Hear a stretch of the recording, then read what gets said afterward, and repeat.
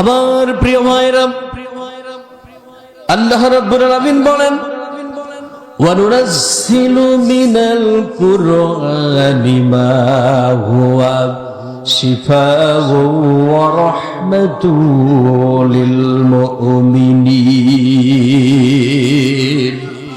ওয়া লা ইয়াজিদুয যালিমিনা ইল্লা খাসারা। আল্লাহু আকবার। আল্লাহ পাক বলছেন কোরআনে কারীমের মধ্যে আমি যা নাজিল করেছি এটা ওই সকল মানুষদের জন্য রহমত, ওই সকল মানুষদের জন্য ঔষধ, মেডিসিন, যারা বিশ্বাস করে। কাকে? আল্লাহর নাম উচ্চারণ করতে কি ভয় করে নাকি আপনাদের? যারা আল্লাহকে বিশ্বাস করে, আল্লাহকে ভালোবাসে, আল্লাহর প্রতি শ্রদ্ধা ভালোবাসা আছে, সে মানুষগুলির জন্য আমি আল্লাহ পাক কোরআনে কারীমকে করেছি চিকিৎসা, করেছি ঔষধ, করেছি মহা মেডিসিন। চিল্লায় বলেন সুবহানাল্লাহ। কিন্তু কোরআন শরীফ তাদের জীবনে কোনো কল্যাণ আনবে না, তাদের জীবনে কোনো উপকার আনবে না, তাদেরকে হেদায়েতের পথে হাঁটতে সাহায্য করবে না। যারা গোটা জীবন কোরআনের সাথে বেয়াদবি করলো, কোরআনের সাথে অত্যাচারমূলক আচরণ করলো, কোরআনের সাথে যারা দ্বিমুখী আচরণ করলো, কোরআনের সাথে যারা মুনাফিকের দৃষ্টান্ত স্থাপন করলো, কোরআন কারীম তাদের জন্য কোনো প্রকার কল্যাণ বয়ে আনবে না। কথা বলেন ঠিক কিনা? আমার প্রিয় ভাইরা, যারা কোরআন শরীফ পড়লে পারে হৃদয়ের মধ্যে জ্বালাপোড়া করে, যারা কোরআন শরীফের পাঠকদের ধরে ধরে জেলখানায় ঢোকায়, যারা কোরআন শরীফদের পাঠকদের ফাঁসি কাস্টে ঝোলায়, এই মানুষগুলির জন্য দুনিয়া আখিরাতে কোরআনের রাস্তা সবগুলি বন্ধ। কথা বলেন ঠিক কিনা? কোরআন হচ্ছে কল্যাণ, রহমত বয়ে আনবে সেই সকল মানুষগুলির জন্য যারা আল্লাহর কোরআনকে ভালোবাসে, পছন্দ করে। চিল্লে বলেন সুবহানাল্লাহ। আল্লাহ রাব্বুল আলামিন বলেন, এই কোরআনে কারীমের মধ্যে আমি এত স্বাদ রেখেছি, এত মজা রেখেছি। বিশ্ব নবীকে আমি পৃথিবীতে পাঠালাম, নবী করলাম, রাসূল করলাম, মক্কার মানুষগুলির সামনে জানালাম, ও মক্কার মানুষেরা শোনো, রাসূল আমি এমনি এমনি করলাম না।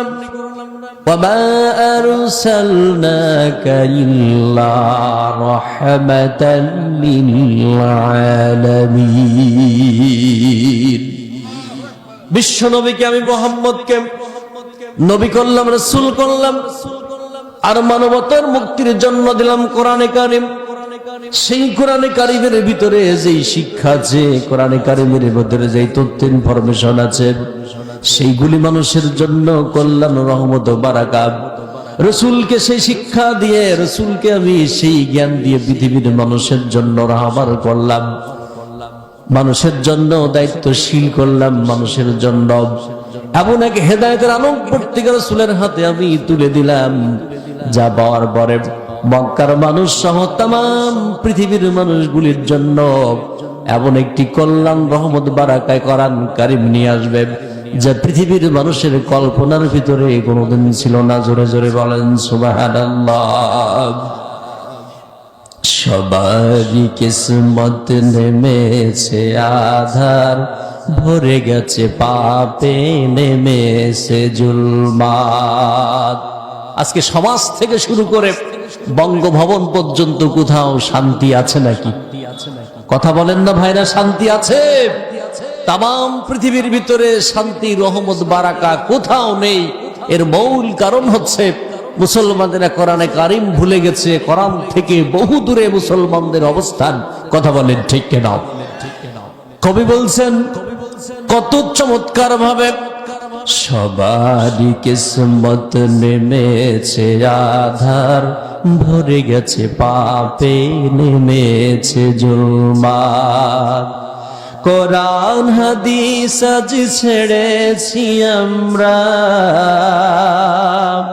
কোরআন হাদিস আজ ছেড়েছি আমরা, কি করে পাবো খুদার রহমত। সবারই কিসমত নেমেছে আধার, ভরে গেছে পাপে নেমেছে জুলমাত। ভুলেছি আদল ভুলেছি এহসান, তাই না দেখে কাঁদে জমিন ও আসমান।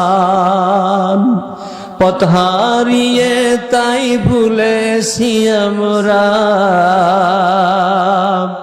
পথ হারিয়ে তাই ভুলেছি হযরত, কি করে পাবো খুদারে রহমত। সবারই কিসমত নেমেছে আধার, ভরে গেছে পাপে নেমেছে জুলমাত।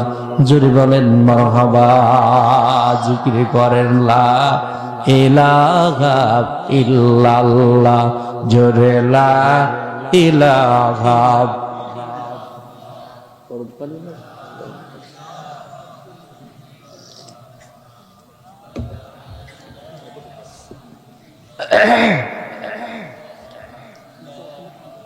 সুবহানাল্লাহ আলহামদুলিল্লাহ লা ইলাহা ইল্লাল্লাহ, লা ইলাহা ইল্লাল্লাহ মুহাম্মাদুর রাসূলুল্লাহ সাল্লাল্লাহু আলাইহি ওয়াসাল্লাম।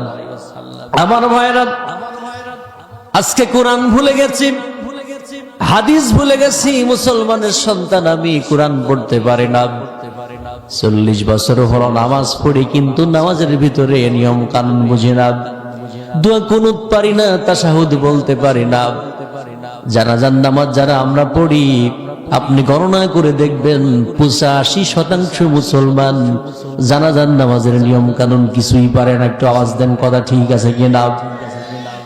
আমার প্রিয় ভাইরা, কোরআনকে ভুলে যাওয়ার কারণে, হাদিসকে ভুলে যাওয়ার কারণে আজকে পরিবার থেকে শুরু করে বঙ্গভবন পর্যন্ত কোথাও শান্তি নাই, কোথাও মুক্তি নাই, কোথাও শান্তির পথ আমরা খুঁজে পাই না। আল্লাহ রাব্বুল আমিন বলেন, শান্তি যদি খুঁজে পেতে চাও, মুক্তি যদি পেতে চাও, ও দুনিয়ার মানুষেরা, কোরআনের ছায়াতলে ফিরে আসো, রাসূলের জীবনের কাছে ফিরে আসো। যে মানুষগুলি ছিল সন্ত্রাস, যে মানুষগুলি ছিল হাইজাকার, লুটেরা, তারা কোরআনের কাছে ফিরে আসার কারণে